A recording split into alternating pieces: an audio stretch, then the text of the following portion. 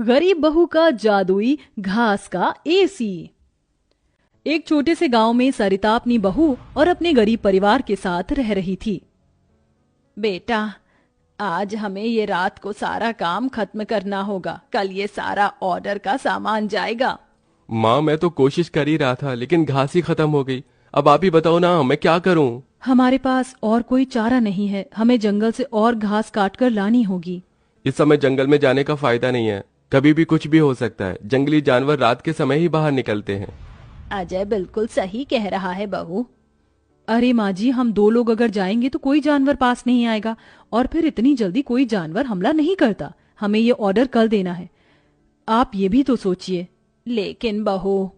माँ जी, आप चिंता मत कीजिए, कुछ नहीं होगा। बस आप बच्चों के पास ही रहना और उनका ख्याल रखना। अगर ये ऑर्डर नहीं गया तो बच्चों के लिए हम गर्मी से बचने के लिए कूलर भी नहीं खरीद पाएंगे। सरिता की बहू भाविका और उसका बेटा, वो तीनों घास से पंखे कूलर बनाने का काम किया करते थे, इसलिए उन्हें घास की जरूरत पड़ती थी। वह आधी रात के समय जंगल में जाते हैं। भाविका, जरा से भी हलचल हुई तो मुझे बता देना, कभी भी कुछ भी हो सकता है। ठीक है जी, मैं आपको बता दूंगी।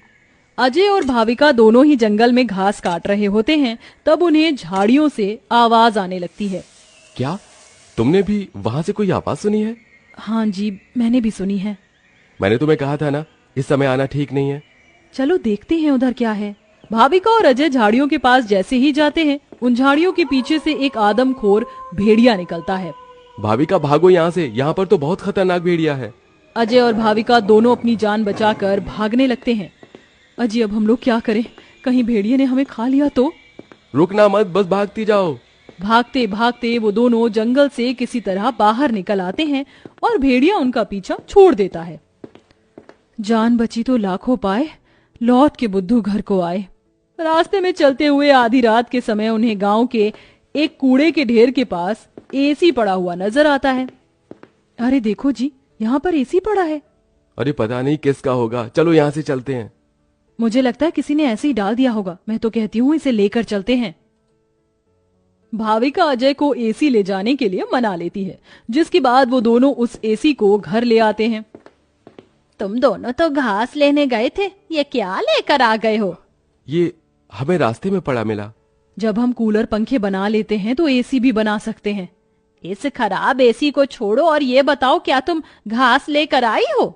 सरिता के ये बोलने के बाद जंगल की दुर्घटना के बारे में दोनों बताते हैं, जिसे सुनकर सरिता हैरान रह जाती है। अच्छा, इसका मतलब बहुत बड़ी मुसीबत से बचकर आए हो तुम दोनों, और साथ में ये कचरा उठाकर ले आए।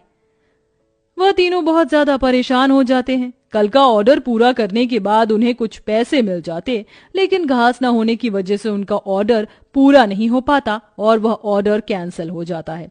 अगले दिन उनके टूटे फूटे घर के अंदर धूप की किरणें आने लगती हैं, जिससे बहुत ज्यादा गर्मी हो जाती है। हे भगवान, कितनी गर्मी लग रही है, घर में पंखा भी नहीं चल रहा है। मुझे भी बहुत गर्मी लग रही है। पिताजी पिताजी, हमें बहुत गर्मी लग रही है, हमारे घर में एक पंखा भी ठीक से नहीं चलता। बेटा, थोड़ा सा सब्र रखो, कुछ दिनों में मेरे पैसे मुझे मिल जाएंगे तो मैं घर के अंदर एक अच्छा सा पंखा लगवा दूंगा। हमारा वो ऑर्डर तो कैंसिल हो गया, लेकिन सुबह में घास ले आई थी मैं। चलिए गांव वालों के कूलर और पंखे में घास लगा देते हैं, उससे कुछ तो पैसे आएंगे। हाँ, तुमने सही कहा। भाविका और अजय दोनों मिलकर पुराने कूलरों के अंदर घास लगा रहे होते हैं और यहाँ घर में राजू दिशा गर्मी से परेशान हो रहे होते हैं। काश कि हमारे घर में भी कोई एसी होता। तभी दिशा की नजर उसके पिता के लाए हुए एसी के ऊपर पड़ती है। अरे राजू, जरा इसे देखो, लगता है पिताजी हमारे लिए एसी लेकर आए हैं, पर उन्होंने ये एसी अभी तक क्यों नहीं लगाया? क्योंकि ये एसी खराब है, बस इसीलिए। कल रात तुम्हारे माता पिता को यह कूड़े करकट में मिला था। ये सुनने के बाद राजू इस बात से तो खुश होता है कि उसके पिताजी पुराना ही सही, कम से कम एक एसी तो घर पर लेकर आए। कुछ देर बाद वह अपने दोस्तों के पास खेलने चला जाता है। ढोलू ढोलू, कहाँ हो तुम? चलो खेलते हैं। आज मैं नहीं आ सकता, बहुत गर्मी है, और इतनी गर्मी में मेरा मन नहीं कर रहा है आने का, क्योंकि मेरे घर के अंदर एसी लगा हुआ है। मैं उसकी ठंडी हवा में ही बैठना चाहता हूँ। क्या कहा? तुम्हारे घर के अंदर भी एसी है? हाँ, और हमारा एसी बहुत अच्छा चलता है, बहुत ठंडा कर देता है घर को।